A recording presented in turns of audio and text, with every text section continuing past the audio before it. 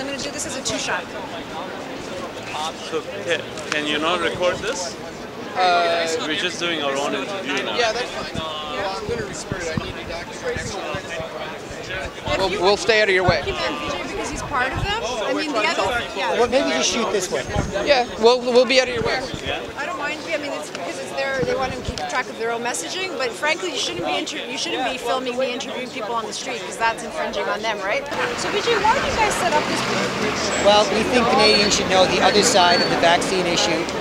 There are certain rare mainstream news articles that are revealing it, but the overall national conversation is one that's encouraging us to take the swine flu shot. There's a lot of information out there thanks to the independent media, thanks to the opportunity for whistleblowers in the health industry to express themselves. And so we're just sharing some of their views with our fellow Canadians. Why do you think that's important? Well, Canadians should know all sides of the issue before they make an important health-related decision. With respect to vaccines, there have been many questions about them said by many people over the years, including medical doctors like Russell Blaylock, Andrew Molden, Dr. Sherry Tenpenny, another dozen I can name, who can explain this from a scientific perspective. Once Canadians hear both sides, then they can make the best choice based on who makes the most sense to them. And on this particular issue, why do you think it's so important to get this message across now? Well, what we're seeing in the paper right now is a ton of information about the swine flu, and we're being encouraged to take the shot. Canada is a signatory to World Health Organization international health regulations, and so they're mandating globally that they want everyone to be given a swine flu shot. First of all, many of us in Canada don't think that an international body should be dictating Canadian government health regulations. And second of all, because this is the most pressing issue with respect to a health decision that many Canadians will make over the next few weeks, we feel we want to give them the other side. And why? And I'm sorry, I'm asking you again because I want to make sure I get your point across well. But why is it? Why do you think this particular issue is not clear for many Canadians? I do, and I also think it is clear for many, including the ones here at this table. But many Canadians are only getting one side and aren't looking into it more.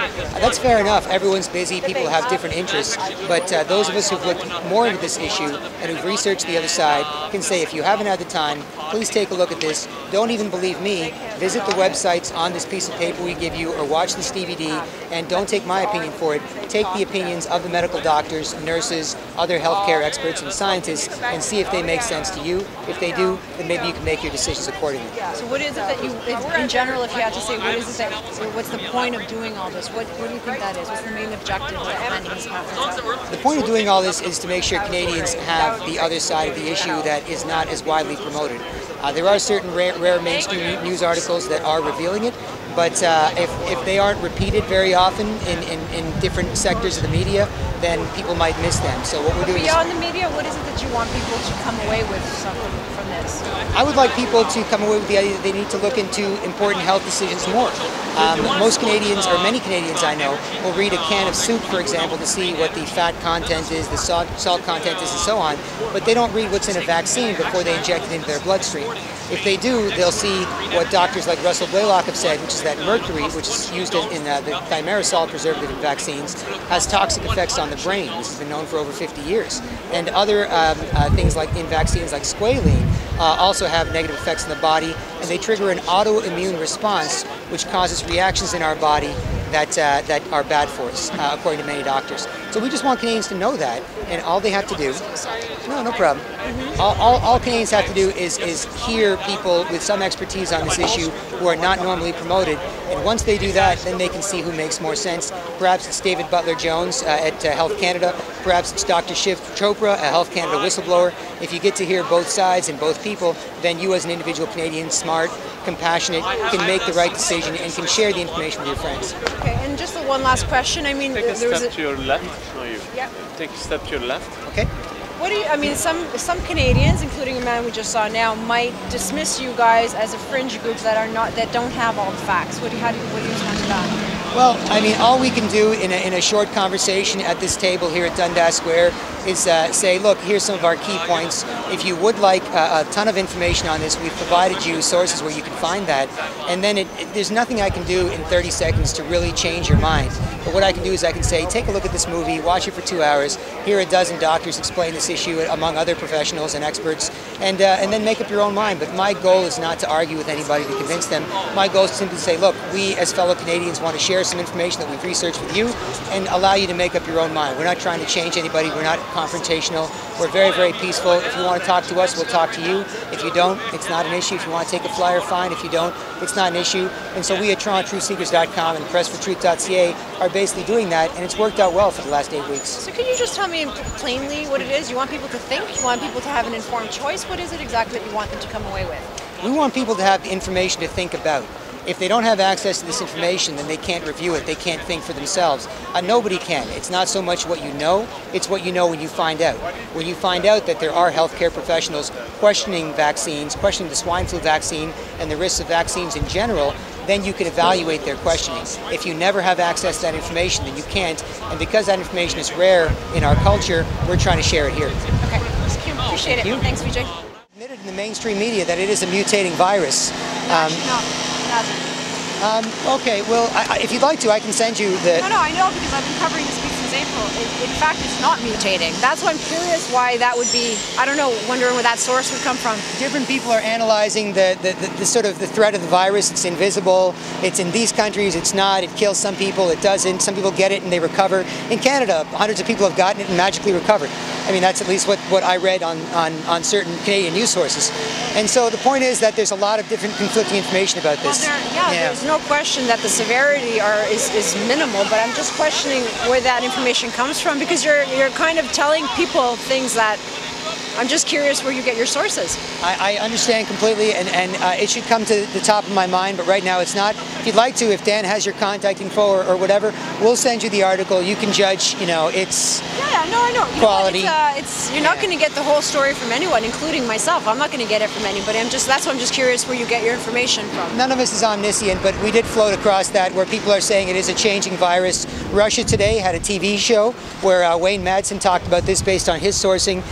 Scientists are saying that it is a changing virus, like all viruses mutate. Get weaker. But mutate suggests, I guess it depends on what you're suggesting. When you're saying mutating, it could also suggest that it's getting worse, but mutating also suggests it just becomes inconsequential, right? What does getting weaker mean? Does getting weaker mean it fundamentally changed? It becomes a less mild strain. It becomes a more mild strain. So that could be... it's going to be part of the flu shot next year. Yes. What's in our flu shot now was another H1N1 that was in circulation last year. I mean, you know what I mean? It's just... I know what you mean.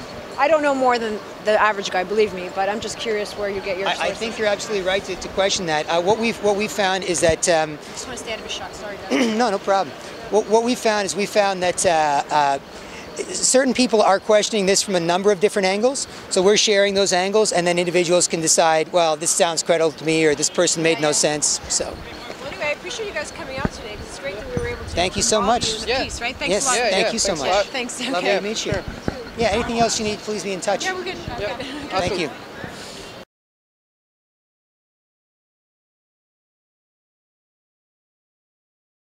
Are you guys going again on Saturday now? Or? Yeah, every Saturday. Here? Yep. This is where our permit's for. Okay, thanks. Thank you. Okay, keep going. So, yeah, we just did the interview with CBC. BK, tell us how it went. I think it went pretty well. I tried to stick to the simple goal as opposed to the bigger picture, because the bigger picture is something that people need to find out on their own anyway. The only thing we can do with the street actions is we can share a little bit of information that we've uncovered and say, look into this more. You don't have the time to read all of this here. You don't have the time to watch this movie here, but we can give you a 30-second or 2-minute or 5-minute conversation, and then you can look into this for a few hours on your own time. So that's what we were trying to stress in the interview, is that all we're doing is providing information. You decide if it's good or bad. It's not us being didactic about it. The shot is the pandemic. The shot is the pandemic. The shot is the pandemic. The shot is the pandemic. The shot is the pandemic. The shot is the pandemic. The shot is the pandemic. The shot is the pandemic. The shot is the pandemic. The shot is the pandemic. The shot is the pandemic. The shot is the pandemic.